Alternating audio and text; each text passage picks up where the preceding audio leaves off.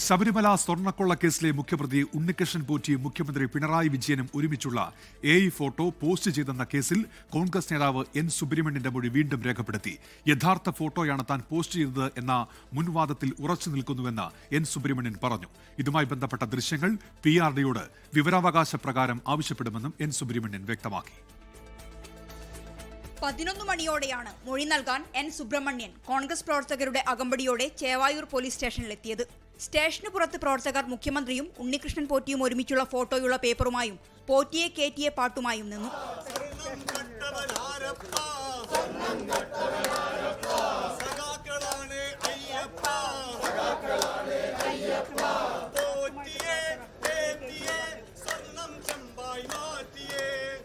താൻ പോസ്റ്റ് ചെയ്തത് യഥാർത്ഥ ഫോട്ടോയെന്നും N സുബ്രഹ്മണ്യൻ.